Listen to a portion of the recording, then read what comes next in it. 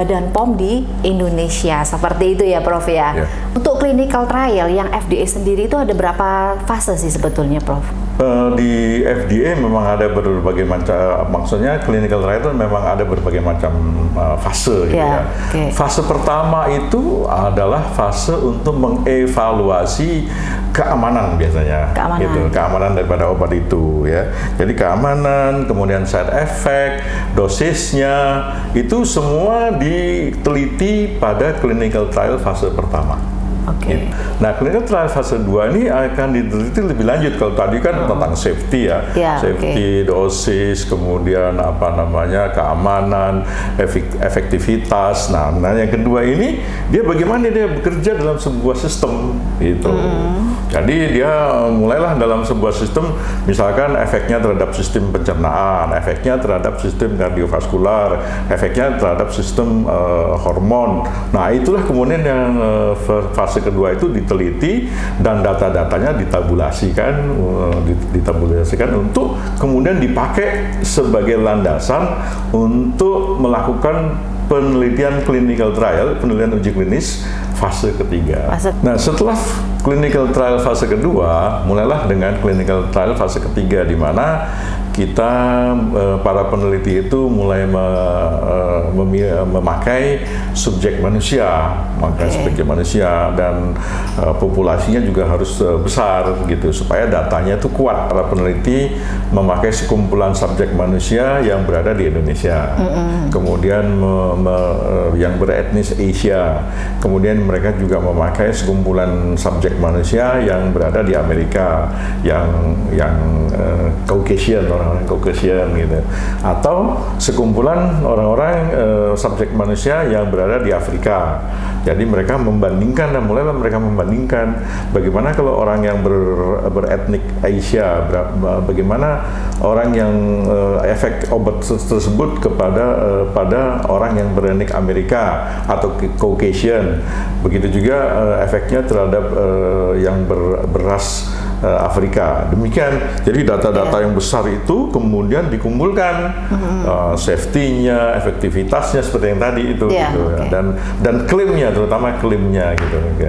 Ya, contohnya pada seperti ini ya, seperti inovatif kardiotonik pil ini kan klaimnya adalah menghilangkan sumbatan pembuluh darah dan menurunkan angina. Jadi jumlah anginanya atau jumlah sakit pada dadanya itu yang frekuensi sakit pada dada itu yang kemudian diteliti setelah orang sakit kemudian mereka minum ini dan responnya yaitu jumlah angina dalam satu hari itulah yang diteliti gitu. Kalau misalnya sebelum makan ini jumlah serangannya itu kira-kira 12 kali dalam sehari, setelah minum ini kok menjadi 2-3 kali dalam sehari, ya itu kan ada sebuah penurunan yang sangat signifikan secara statistik gitu. Ya, dan setelah itu ada lagi yang namanya post marketing clinical trial, yaitu clinical trial tahap 4 atau adverse reaction clinical trial atau clinical trial yang mentabulasi semua efek samping yang diakibatkan oleh obat ini. Jadi ini clinical trial tahap akhir lah gitu. Tahap terakhir ya, keempat itu ya. Tahap keempat itu. Jadi gini Dok, tadi kan ICP udah mendapatkan uji klinis ya, mulai fase 1, 2, 3, dan 4 dan seterusnya. Dan ini membuktikan bahwa ICP memang bisa untuk mengobati sekaligus untuk mencegah ya terjadinya masalah di pembuluh darah nih. Seperti itu. Kira-kira nih Dok, kalau misal masih muda nih ya, kan sekarang kita tahu lifestyle ya dari gaya hidup anak muda, Prof mungkin tahu ya makanannya bagaimana, muda soalnya. makanannya seperti apa gitu kan. Kalau misal nih saya konsumsi ICP ini bagusnya, apakah saya di saat muda atau saya sudah usia anggap aja 50 tahun saya baru konsumsi ini, bagusnya gimana Prof? Ya, kalau di kedokteran kan mencegah lebih baik daripada mengobati. Ya kan? Jadi ya kalau menurut saya sih tidak ada salahnya mengkonsumsi suplemen ICP ini sejak muda, karena ya seperti tadi itu prinsip daripada pengobatan kan mencegah lebih bagus daripada mengobati. Mengobati. Kan, gitu. Jadi dengan adanya lifestyle sekarang ya, dengan gaya hidup yang instan ya, semuanya serba instan ya, tinggal telepon, pencet, makanan datang seperti itu ya, Prof ya. Dan gorengan ya seperti itu. Kalau kita konsumsi produk ICP ini, jadi bisa meminimalisir terjadinya penyakit-penyakit pembuluh darah seperti itu, Prof. Atau bagaimana, Prof? Ya, itu paling kan tidak kalau penyakit pembuluh darah dan jantung itu kan tergantung juga pada faktor resiko ya. Resiko. Misalkan misalnya faktor resiko adalah kegemukan, turunan boleh gemuk, obesitas, kemudian merokok, ya kan? Kemudian kurang olahraga, gitu kan? Nah, jadi kalau selama kita bisa mengendalikan faktor-faktor resiko tersebut, ya saya pikir akan sangat berguna sekali, ditambah dengan memakan ICP gitu. Tapi yang paling penting kan mengendalikan faktor-faktor risikonya. Faktor risiko. Supaya tidak terjadi serangan jantung pada usia muda. Gitu. Memang sekarang kan di dalam masyarakat umum ya, kalau dulu kan penyakit jantung itu penyakit orang kaya gitu ya, Prof ya. Orang kaya dan orang tua. Orang tua, betul. Dan sekarang orang miskin pun dan orang muda pun bisa kena penyakit jantung gitu. Jadi untuk selain faktor resiko, jadi ICP ini bagus sekali ya di usia muda mengkonsumsi produk ini lebih disarankan seperti itu ya. Jadi pasti ada perbedaannya kan, karena setiap hari kalau kita mengkonsumsi ini ICP ini kan pembuluh darah kita kan dibersihkan dari kolesterol, metabolisme kolesterol yang kemudian melekat dan membentuk foam cell pada pembuluh darah kan gitu, sehingga diameter pembuluh darah itu akan mengecil kan gitu ya. Nah, itu tidak terjadi karena aksi daripada ICP itu yaitu membersihkan pembuluh darah tersebut secara kalau kita setiap hari kan ibaratnya analoginya kan ruangan ini ya, ruangan yang selalu bersih dari kotoran-kotoran itu gitu.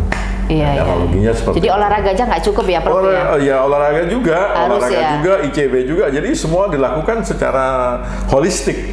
Secara holistik. Ya, merokoknya berhenti, kemudian olahraga, kemudian menurunkan berat badan, itu juga penting juga di samping untuk mengkonsumsi ini. ICP. Kematian akibat serangan jantung itu 80% memang bisa dicegah.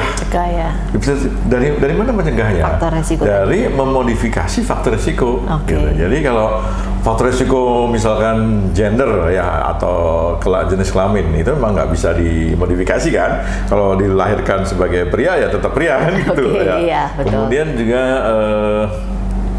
umur juga tidak bisa dimodifikasi, tetapi yang lain seperti jangan merokok itu pasti harus bisa berhenti, jangan merokok, kemudian olahraga, ya menurunkan berat badan, ya lebih aktif dalam beraktivitas, itu faktor risiko yang sudah bisa dimodifikasi dan ditambah dengan mungkin kalau menurut saya ya pengalaman saya pakai ini terus gitu. ICP. Ya, ICP terus gitu. Jadi dengan dosis pencegahan, saya pakai dengan dosis pencegahan 2 kapsul per hari di sublingual atau taruh di bawah lidah gitu ya. Saya setiap hari gitu untuk sebagai pencegahan daripada beberapa penyakit pembuluh darah dan jantung. Gitu. Jadi dari sini kita bisa tarik suatu kesimpulan, Prof ya.